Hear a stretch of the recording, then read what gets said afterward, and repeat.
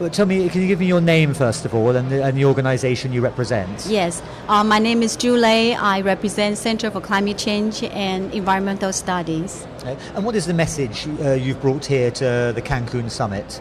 Okay, I would like to let the whole world know that there is short-term and long-term solution for climate change. If we use long-term solution to face short-term crisis, then we will not get any result. And among the 5 causes of IPCC's report, the 5 causes of CO2 in the atmosphere, which is industry, energy, transportation, agriculture, and deforestation.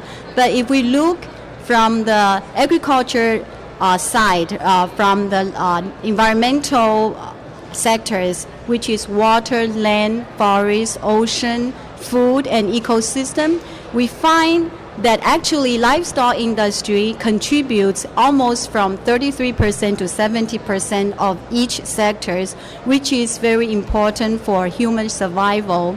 So that means the IPCC's report on the 5 causes actually occupies only 15% of the total real environmental factors. And livestock industry in this case occupies about 291% of the total environmental factors. So if we do something on this key factor, then we can achieve a lot, because energy, transportation, and industry, they will result to succeeding in reducing from the greenization of the sectors will take at least 10 to 20 years. And by doing something, you mean reduce the consumption of meat, of livestock, and encourage more vegetarianism? Yes. Because it's not the question of being vegetarian or not. It's a question to raise meat has been a costly thing for human on Earth, because our population doubled in last 40 years.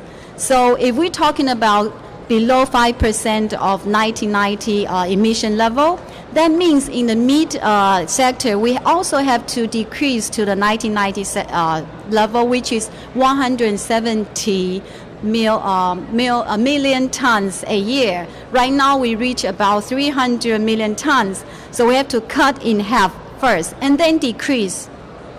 We mentioned a little while ago about the soya production, the genetically modified soya production in places like Paraguay, Brazil, Argentina, which is not being grown to feed human beings, but being grown to feed cattle, primarily in India and China, where meat consumption is rising. And it's hugely profitable for the countries there. How do you go about trying to convince those governments to change their direction? Okay. So it's a very good question, because Argentina or Brazil, they think they are making a very big profit, but I have to tell them it's a short-term profit, because they raise livestock there. They think the raising cost is free from nature. But I'm sorry, the nature have been telling us in the last 10 or 20 years, they desertify the land, because the land for grazing or for the crops, feed crops, they put a lot of fertilizer and pesticides. Those things can make land lose capacity into the desertification in 10 years. So you have a short-term profit, but then it's not sustainable. They will not give you more profit in the future.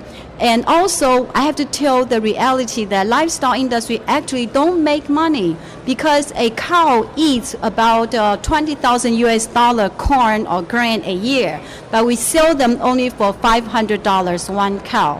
So I don't understand what kind of economic theory this is based upon. And your message, has it received support here, encouragement here in Cancun? Is your message getting through?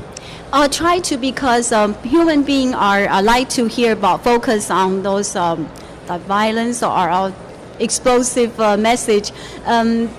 This thing sounds very peaceful, and so it's difficult for people to focus on. And they think energy is a big profit, so people focus on energy, transportation industry. But I would like to say those things are really long-term. So if we lack any short-term solution, we will not have any long-term implementation or even the future.